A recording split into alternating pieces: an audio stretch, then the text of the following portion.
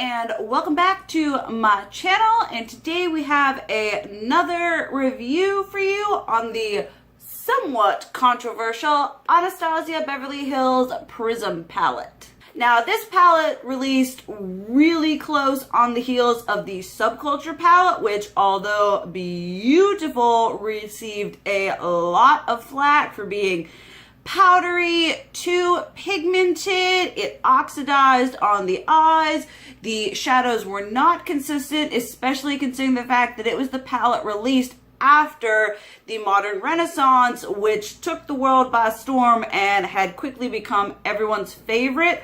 Our expectations of Anastasia were pretty high, and we were a little bit blown away. Is the Prism palette just a rehash of the Subculture palette? I'm going to give you a review today, so let's just get to it.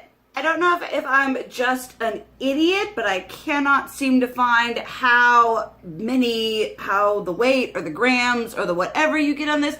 But this palette is a limited edition and will run you $42, which is on par with their palette pricing ever since the Anastasia Modern Renaissance. You get the colors like this. As always, it comes with a little brush. Now, I know a lot of people don't like the dual-ended brushes. I actually do enjoy, especially this fluffy side of the Anastasia ones. I think they're pretty good quality considering the fact that they're just a brush included in an eyeshadow palette. The one thing I will say right off the bat that I am not a fan of is the fact that this is another palette with velvet packaging. You all know I love me some velvet, but when they do it on these palettes, they just get so stinking dirty. Like, I haven't had this thing for that long at all, and it's already looked like it's been through World War III, and I just wish that they would come out with something a little bit sleeker and easier to clean. But that is personal preference. It does look absolutely beautiful, but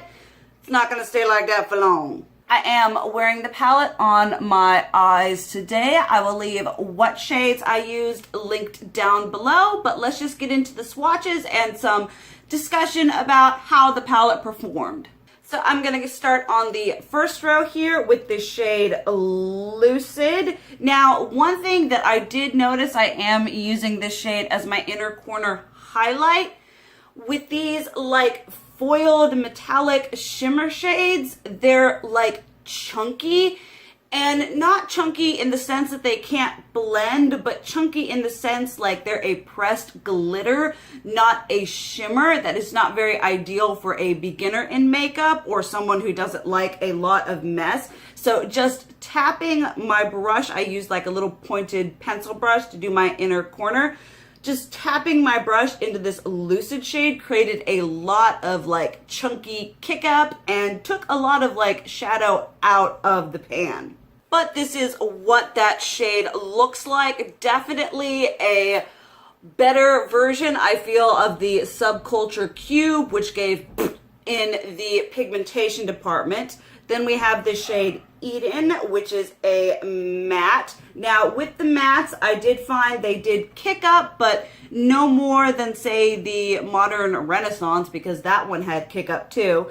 And then the shade Unity, which does darken up a little bit on the lid. It does not necessarily appear how you see it in the pan. It is a good setting eye primer shade. Then we have Sphinx, same as Lucid, a bit chunky. It does create that kick up. These really are much more like pressed glitters than they are shimmers or even satins. Next we have the shade Osiris, which is these beautiful shades that they have here. This is like a mixture of a really dry matte and a really chunky glitter.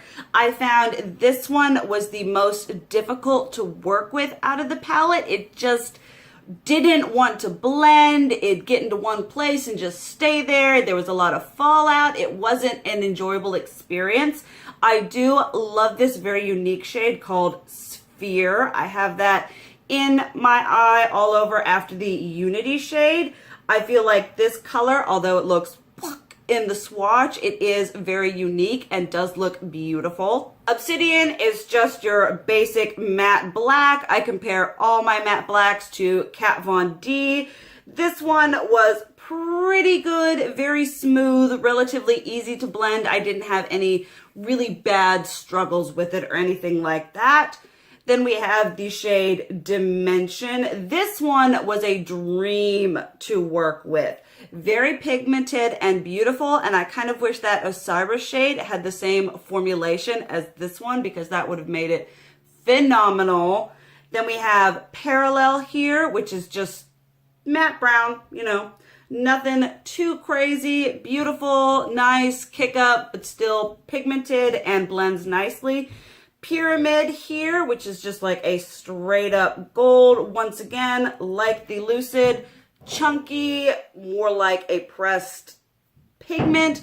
Unfortunately, it is a little less pigmented than a lot of the other shades like this one, so it is a little bit lackluster, especially compared to that Adorned shade in the Subculture palette. Then we have Throne, which sort of suffers from the same formula as the Osiris shade. It is a bit better and easier to work with, but it is very chunky and a little bit stubborn on the lid. If you're wanting to work this into your crease, it is going to be a bit difficult.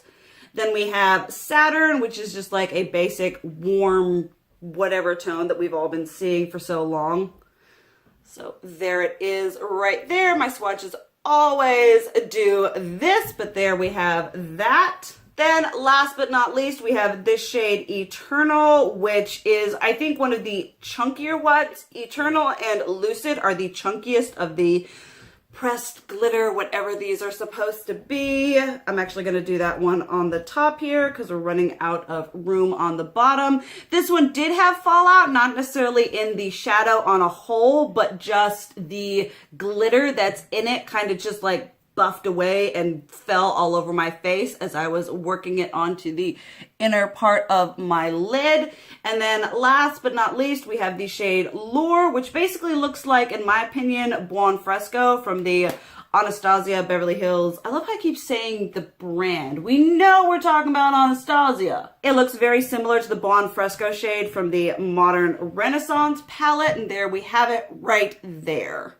You guys know I am a huge, huge fan of Anastasia Beverly Hills. They have so many products that I absolutely love. 9 times out of 10, I'm on the bandwagon with all their palettes.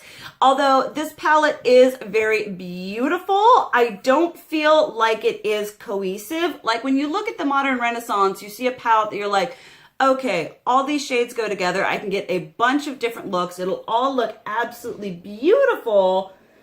And this one, although the shades in like the color family work together, like these oranges work beautiful with like the green and the, sorry, I'm turning the palette, and as I turn it like this Throne shade, which is green here like this, when I turn it to the side, it turns to the exact same shade as Osiris. It's like a magic trick, like seriously, green, purple, green, purple. I don't know if that's a duochrome effect or what. Does the Osiris one doesn't change the green though. But the biggest problem I have with this are the fact that these beautiful shimmer shades are so chunky.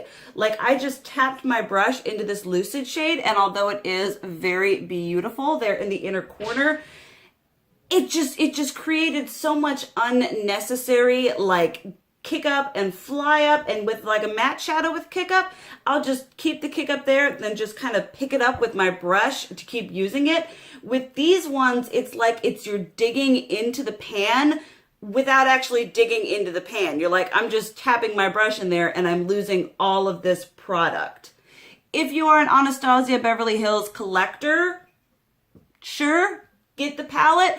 I don't feel like it brings anything new and crazy and inventive to the game. It's a pretty palette, but it's nothing that's like, yes, this has never been done before. I absolutely need to have it. That coupled with the fact that it is a limited edition palette, if you plan on skipping out on this, don't change your plans. And if you are planning on getting it, definitely go in and swatch it and kind of feel the texture of these. I mean, it's really these ones that are just so chunky, and they're not the usual smooth, not matte, oh my goodness, smooth, metallic shimmer that we are used to from Anastasia Beverly Hills. It's this chunky, nasty, whatever, and I'm really not keen about Anastasia getting on the Huda bandwagon and being all like, well, they're best used with your finger. No, I'm gonna use a brush. Thank you very much. So this palette is definitely one that I feel you don't need from the holiday releases. Definitely make your own opinion about this, but this one gets like maybe a B for me. It's just not the most amazing thing ever. Honestly, that review is a bit surprising. I expected to absolutely love the palette, but it's not very cohesive. There aren't enough mattes. I've become somewhat of a matte snob recently. The shimmers, even though they are abundant, they are not necessarily quality. It's kind of